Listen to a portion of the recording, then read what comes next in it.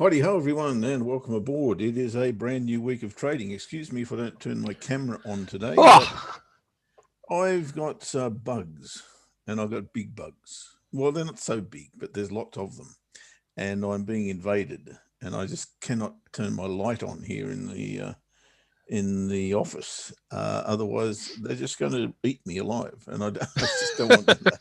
Seriously, don't want that to happen. So, although they're all over my screen, that's just the way it goes, unfortunately. And you'll have to do without my wonderful aging face today. That's probably a good thing for most of you. G'day, Ash. How you doing? oh, very good, mate. Yes, very good. Mate, we're going into the final week of the year in terms of, let's say, data releases. Also, for you and I, the last week of the year in terms of these shows. And it's the week before, well, it is the week before Christmas. So, how did this happen? How did we get here? Yeah, yeah. The week before the Christmas week. Yeah, Fat, how absolutely. you doing, buddy? Yeah, it's astonishing sometimes when you look back at the end of the year, look back from the end of the year, and wonder where the time's gone. Because yeah, you're right. It's difficult to imagine what was happening really last January when we were in the midst of things rolling over. I mean, maybe it was a little bit later than January, but it was certainly the start of things that were happening towards the end of January. So yeah, it's almost been a year since this tumultuous period started, and it's quite incredible. Well, I think apart from, the obvious, COVID and I'm not sure what you'd call it, Trump's refusal to vacate the White House, certainly currently, and Brexit, which and well called last night, by the way. Nothing happened. They kicked the can down the road again. Uh, Yeah. Apart from those three things, I don't know that we'll remember too much, frankly, and there's far more going on than that. Yes, yeah, absolutely. Well, as you say, they're the big stories, really. Brexit has been the story for the last 4 years.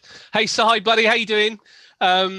Yeah, Brexit's been the story for the last 4 years, isn't it? And it's starting to get wrapped up. But yesterday was another one of those kick it down the road a little bit further because that's been the pattern really from the start is just negotiate, put a date on it, and then change the date and say that they're making some progress, which I think they are. And as I said to you earlier on, my personal assumption is they probably know what the deal is at this particular point, and I suspect it probably does slightly err on the side of the EU, and Boris Johnson is just trying to squeeze the EU just for a little bit extra. And the way to do that is by just putting the frighteners up him a little bit, like he's not going to sign a deal.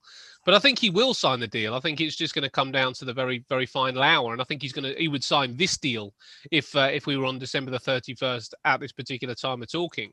But I think he's probably going to try and get what he can, which Paul made the point earlier. That's his job, and that's I suppose natural. He's maybe squeezing a little bit of regulatory alignment or fisheries. I don't know what it will be, but the If his job was building the Tower of London, he would be well over time, and the bill would be astronomical, right? I imagine the bill from this is also astronomical. yeah. And what has it cost the country in terms of Well, confidence of the government, in terms of money, in terms of let's say public opinion, if well, I let can me. put it that way? Yeah, well, I'm just gonna bring up a chart while we're there, mate. And Sure. I'm going to talk about the footsie because I think it's a really good point. Somebody was in the room. Actually, it was. Let me just see who it was. Oh, Si, I completely agree with you, mate. And you know what? Simon's saying blame the bleepers who voted for it. But nobody did. If every person from the UK that I've spoken to, since nobody voted for it. So how the heck did it happen? Well, this is the thing. I mean, there was certainly big pockets of the country that did, and actually very very few in the south did. But what? Not very few. There was still a big pocket, but there were certain areas in the south that were probably a bit more overwhelming for remaining. But a few of my friends who voted for it, a couple of my friends who voted for it. One of Still them talking to voted him. vague, very, very, very vaguely, mate. I mean, it's I do think that they've all made this ridiculous error of judgment. And one of my friends voted for it because the night or the week before, who was the EU president then? It was I can't remember the guy's name now. It's been that long. But the previous president said how stupid, and how arrogant the UK would be to be able to leave without, to leave the EU, and it really put my friend's nose out of joint. And that was the thing that turned it. And unfortunately, that's what it was for a lot of people. It wasn't anything on fundamental knowledge or information that was being passed around, because nobody knew. I mean, nobody knew about Ireland. I mean, I've said it a million times before. That nobody knew about the Irish situation, that was going to rear its ugly head, and that was the problem. Nobody knew, so everybody was kind of going on not even the Remain side knew. Nobody knew, and that's always been my major problem with Brexit, is that there's been a distinct lack of information to make a really important decision. Now, when it comes down to where we, when it comes down to, so I was just putting in something about the Northerners, which is Actually, before you go any further, I'll yeah. just make the point that, and I'm not sure how it is in the UK, but if we have a referendum in Australia, and I could probably pull up the numbers, but I won't bother. I think it's like 1 in 20 or 1 in 30 referenda actually get passed. Mm-hmm. Is it the same in the UK? And if so, why now in such a big one do they vote yes? Well, we don't really tend to have many referenda. People generally don't like change, right? They don't. No, they don't. But you see that what they were promised was, the Leave campaign had a very compelling argument to certain pockets of the country. One of the main arguments was about immigration, and certainly about Turkey joining the EU, and the fact that we would be dragged into a situation where more and more of those low-paid workers would lose their jobs because of immigration, and that's where it started from. It was a fear thing, really. The Leave campaign really did manage to play on people's fear. And it was a very, very, very well-run campaign, and the fact that Boris Johnson went from being a Remainer to a Leaver overnight, he made a very tactical play, pushed even more people towards the Leave side, because Boris Johnson, he is to a degree a bit Marmite, but I think the people that at that particular time liked him, they really liked him. He's a very, very compelling character. And a guy called Nigel Farage, another very compelling character that a lot of people really liked, because he believed it. They believed in something. They fought for something on a platform of desire, of genuine emotion, if you like. And Simon's saying there was a lot of disillusioned British people that just wanted change, and that's more what it was. It was more of a vote for change, which I suspect what happened in America as well, than it was for leaving. I was going to say, it's very Trump-esque, isn't it? Really? Yes, it is. Yeah, and so you get this vote for change, and it's expressed by leaving the EU. Since then, I think that the mistake that's been made is that, in my opinion, what should have happened from day one is they should have left the EU. They should have said, look, we're not going to overturn the argument. We're not going to overturn the situation here. Leave the EU. Get out the EU on day two. The vote's done. You leave the EU on day two. Negotiate what the trade agreement is going to be from the outside, rather than negotiating it from the inside, which is all it's basically done, is draw this hideous 4 years of a situation. And the pandemic has really crippled the UK. We are over 9% of GDP reduced for the year, which is the worst of many of the big players in the world. The other thing that's been going on as well, it was Steffi actually last week that said, when the pound goes up, if the pound was to come down, doesn't the FTSE go up? And what we saw after, and I'm just going to show you it on the chart here, what we saw after the EU, if we'll look at the weekly chart, after the referendum situation, was we had, where are we, the pound? Where are you, pound? There we go. This is the pound in 2016. this is what I believe happened. 2016 is back here. Here we go. This is the referendum bar, if you like. So 2016, we've seen just a weakened pound. If we put the price back to where it was before the referendum there, and just delete it a little bit. So what we've seen over the course, certainly initially, what we saw was a big drop in the pound. Now, if I mark this date off and bring it back to the FTSE, what we saw was a jump in the FTSE 100. Can I find you? Here we go. This is the FTSE 100. So this was the FTSE 100. You know, the absolute opposite happened. And there was a the conversation about, well, of course the FTSE is going to jump because when it came down to it, investors worked out that with a lower rate in the pound, it meant that there was better trade power from the FTSE 100 companies. However, we're in a completely different situation this time, because what's been happening over the last 4 years, in as much that what happened to trade in the last 4 years? And the answer is nothing, because we didn't leave. We've been in this transitionary period for 4 years, which meant that what the investors enjoyed was a cheaper currency with a continued access to the status quo. Now what we've got going on is potentially a cheaper currency, but the status quo is also about to change. So I think anybody that thinks that the FTSE is going to go up if we leave the EU and the pound weakens may get caught out, because I think that this situation is actually completely different. You know, we're going to get a weaker pound potentially, and in my opinion, we'll get a weaker FTSE 100 because the companies actually will be weaker now. For 4 years, investors have been able to enjoy the fact that everything is still the same, but these companies will get affected. I think you've also had a lot go offshore, haven't you?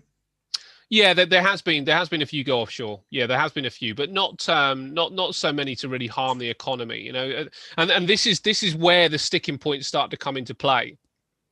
What the interesting part of it is what is going to get affected, because there's going to be some companies affected negatively, there's going to be some companies affected positively, and the question is, does the thing that makes up the UK's GDP get affected negatively? And the thing that makes up the UK's GDP is services. So, does this service situation does the service sector get badly affected by leaving the EU? And it will do if there is no if there's limited access if there's limited access to the European market. So that's when the UK get really badly affected. Now, if it doesn't, if that particular area doesn't, then I wouldn't be surprised if we don't see that much of a difference. If you know, on the broader economy, I wonder on the broader economy whether things do end up remaining relatively similar to where they were before, if the access is there. So I'm just reading John's post. This will end up with the middle and the lower income earners getting panned and having to foot the tax bill for years to come. Total mess. Leaving the EU was not the issue. The ability to make anything, had already gone to pot, and that's a big problem before the idea of leaving the EU came into anyone's mind. And that's the worst. And the worst thing is they've messed around with it for 4 years, just compounded the problem. I completely agree. That is the big issue in the UK, is that we don't make anything. You know, we don't make anything substantial. And yes, there's this push for green, you know, the green future, but is the UK that well equipped to be able to build its economy off what would be wind power? Because that's the only thing that we might have over a big group of other countries. You know, many other countries will have enough wind power anyway, but that's the one thing that we would have, maybe wind and wave. But aside from that, we don't really manufacture anything. Not a whole lot, no. No, and that's a big problem. And I suppose that may be what happens when you get a bludgeoning economy that relies on dominating other countries' sovereignty, which the UK obviously did for many years. India, Canada, the Commonwealth. You know, the fact that we were. Australia, yeah, and that's really how the UK made its it made its name, really, by invasion and managing to control many of the useful commodities around the world. But we're just obviously not in that position, that particular position anymore. Um, so yeah, Henry, no. sorry, what do you mean by let go, Henry? And welcome to you. Good to have you on board. Let go. You mean let go? Let's get out of here, or let them solve this problem? I think everyone wants that. Sorry, I didn't see That's the that. power of perpetual drizzle. Yeah, nice one, Crystal. You think it drizzles a lot in the UK? Is that what you're saying? Do you know what? The UK is not as wet as people think. Certainly not in Brighton anyway. It's not. I mean, it is wet. Don't get me wrong, but if you have a look at many other countries, Portugal's worse than the UK as an example. And it's and with global warming, actually, our weather's improving. Not that I want global warming by any stretch, but the UK's not actually. I think it's certainly got a history of having a view that the UK is a pretty grey and dank It's got place a pretty to be. bad rap, I've got to say. It does, yeah, but it's actually not as bad as, I don't think it's as bad as the world perceives it to be. From the travelling that I've done, I've seen much worse. Before we move on any further, Yeah. there's a question from Roy, which is a good question, in the box on YouTube. OCO, is there a way to trade this that is potentially going? Well, let's say the market's going to move a long way. Let's assume that that's going to be the case once there is a deal done. You've just said that may not be the case. For that reason, I would suggest that you're probably not looking at trading it as a breakout. I don't think I'm willing to do that, because I think the volatility around will be way too wide to get a stop in a reasonable position. Your thoughts? My thoughts are that the better trade would be to buy the FTSE on a big move to the downside. I think that okay, yeah, you could get an OCO, but what the thing with the OCO, the function of the OCO would be to play a persistent trend. I don't think the FTSE is going to trend much to the downside for very long. I think a no-deal Brexit, yes, it's likely to weaken the FTSE 100 for a particular term. But as I said, I think that when it comes down to, the dust will settle, and we'll probably be, not too far off from where we started to a degree. So my personal thought is that it would be better just to trade it long, and see if you could get the advantage of it long. If you were going to trade the OCO, the best to me looks like this weekly bar. Or would look like a weekly bar. We don't know what's going to happen, of course, by the end of this week. But a weekly situation would be better. And I'll tell you the reason I'd say that is because the market is getting pulled to the upside right now, and global markets are getting pulled to the upside right now. They're not really getting pulled to the downside. There's no real draw to look for things to collapse, because if we think about what most moves to the downside are, most of them are just pullbacks. In equities, I'm talking about, not in currencies. But most moves to the downside in currencies are pullbacks. They're not really longer term trends to the downside. Not like we saw here with the pandemic. Really, if you look at this particular point here, I mean, yeah, it's a decent move to the downside, and it would have accounted for almost 1,000 pips to the downside. So that is a big move, but really, and we might continue to see those things happening. But what I'd much prefer to see happen is the markets actually come down as low as it can, and come down relatively fast as well, because I'm going to be buying. I'm buying this whole thing as this moves up, and I've got a few. So I'll tell you my thesis on much of this stuff now. But I've got the FTSE 100. I've got one trade on the FTSE. And I don't like the fact I've only got one trade on it, but I haven't been able to get on board again. But look at this move. That's been the move so far. Now, that's quite unnatural in many respects. It's unusual, I should say. what we'd normally get is a decent kind of move back down again before we go again. Now, I don't know where that move comes. It might be there. It might be a little bit lower. But either one of these kind of like places, if it was along this bar, this level here, I'm trading it long. If it's along this level here, I'm trading it long. To trade it down, I think is going to be a little bit too dangerous. It's just not my that wouldn't be my play at all. Now, to trade it long from here, it's a bit pricey. It's a bit expensive. If you look at the price action from this point up to this point here.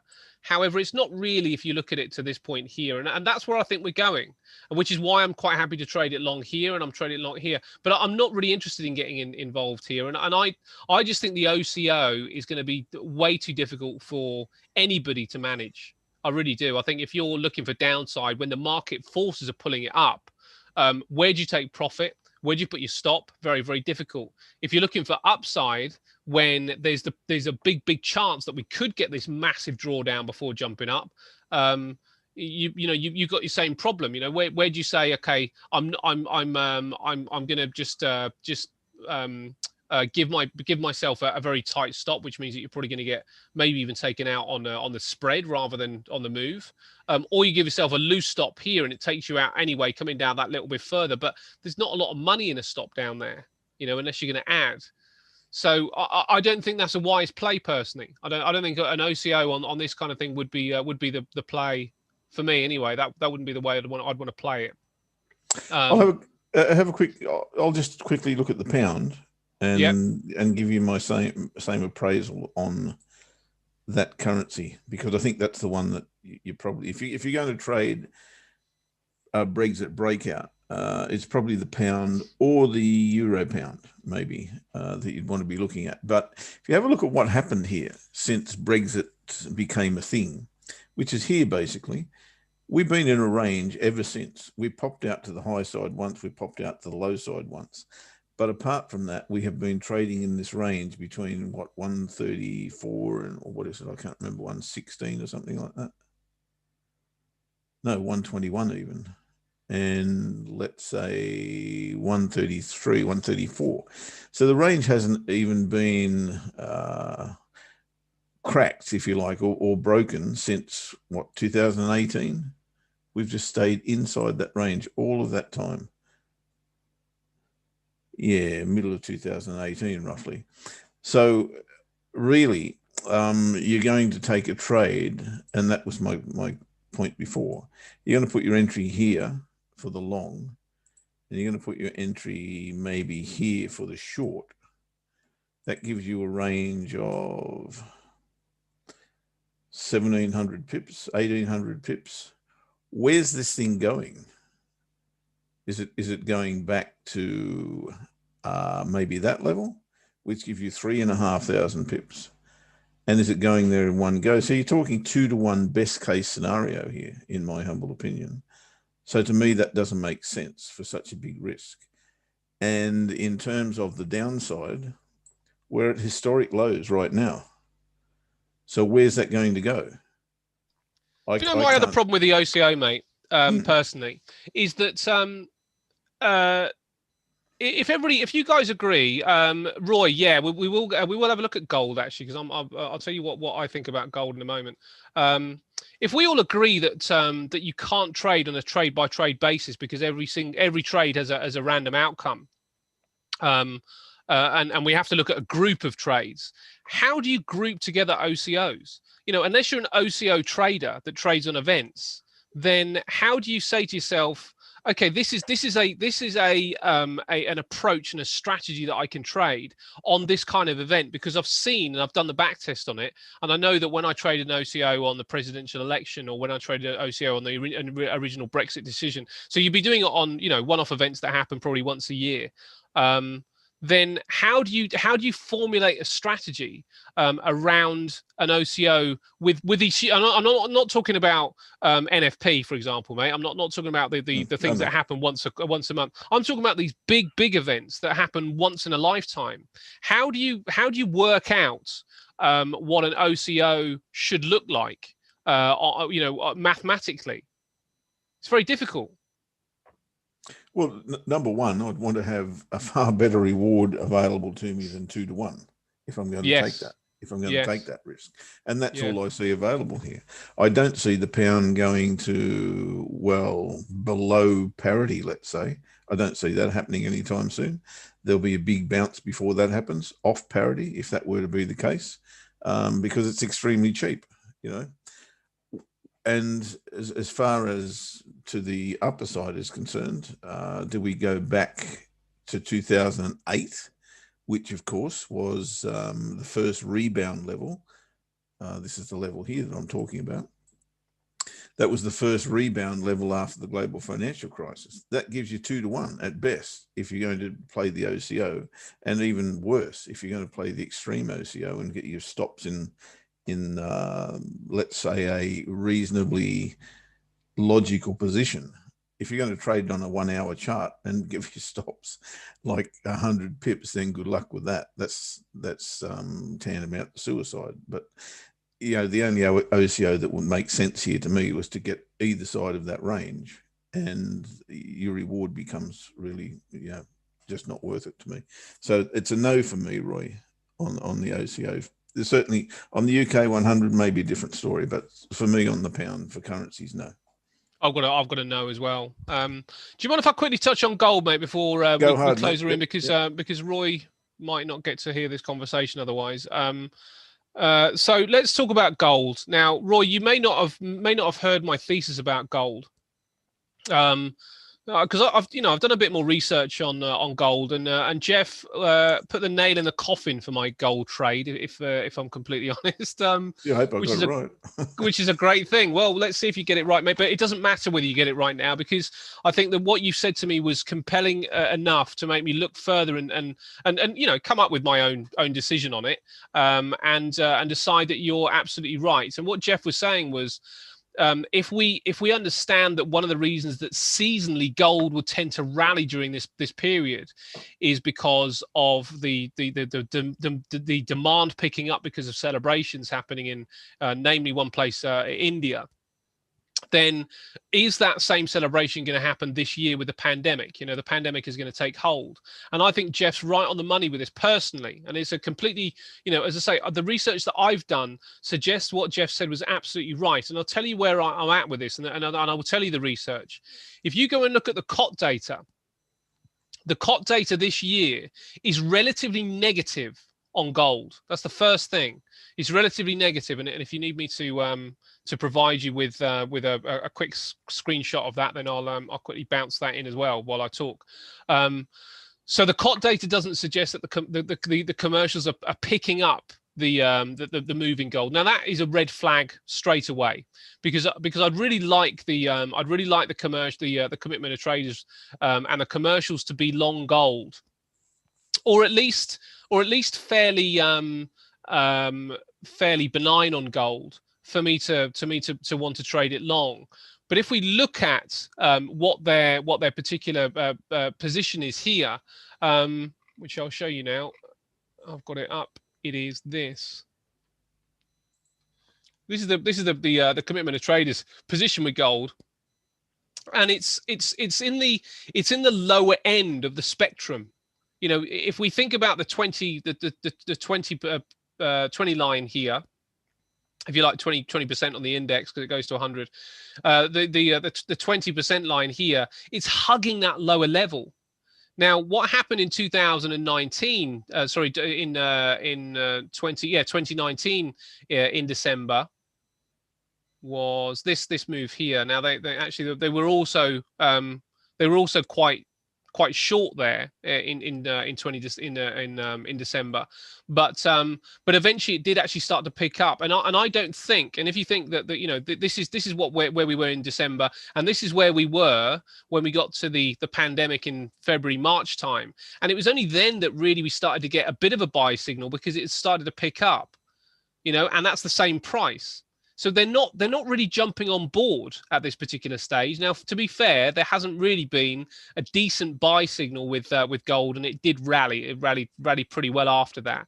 But that is also down to, you know, that is also because of the pandemic. And if I'm thinking about the situation this time with the pandemic, things are getting better. and the mood is starting to lift because of the vaccine. Now that doesn't bode well for a gold move to the upside. The fact that the pandemic is still hanging over us and is still out there, meaning the demand isn't there, is moving things again. That suggests to me that things could move to the downside.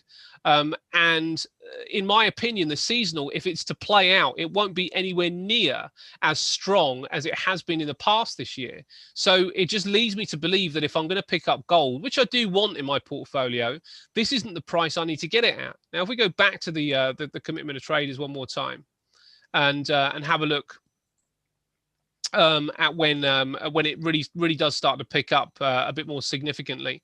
This would have been at 2018. Look really, that was the real trade. But in 2018, when we see them really heavily long, that was the real trade in gold. And that was the time to really get on board. But ever since then, it's kind of like been, okay, yeah, we have had a really good move to the upside, but I think that is pandemic stuff. But the commercials haven't really jumped on board this, which suggests really right now there might be a decent move down. We might even get to back to that sort of near enough the December 2019 level, and then we start to see the commercials start to pick it up and go long. At this stage, I just don't see the evidence to suggest, except for the seasonals. And can we really go on seasonals when we know that seasonals are still driven by external factors? Are those external factors there this year? And I just can't think, that they just don't seem to me like they are. And I showed you guys this this thing on silver as well. So I want to just leave you with this, Roy. Is it the Institute? Really interesting. Up by the pandemic, no pandemic. What happens next? Well, no pandemic. I think it that the fear factor that would drive gold just isn't there. Now, if we look at this, look at the Silver Institute. Now, this is obviously, I keep saying it's not gold, but look at this. This is still a precious metal, posted on the 7th of December. And this is the interesting thing here. United States, jewelry demand is expected to grow by 10% in 2021. Great. Primarily due to recovery in consumer spending. Amazing. Offsetting the 10% forecast loss in 2020. The longer term output is for steady growth. Okay, fine. But that's still a longer term. So there's loss in 2020. India, demand in 2020 is projected to fall to a 7-year low, driven by economic weakness, record domestic silver prices, and the pandemic. However, 2021 is to see a strong growth. Okay, well, when in 2021? Well, let's trade the seasonal in 2021 rather than in 2020, because I think that might be the time to do it. European silver demand is forecast to fall by 17% in 2020.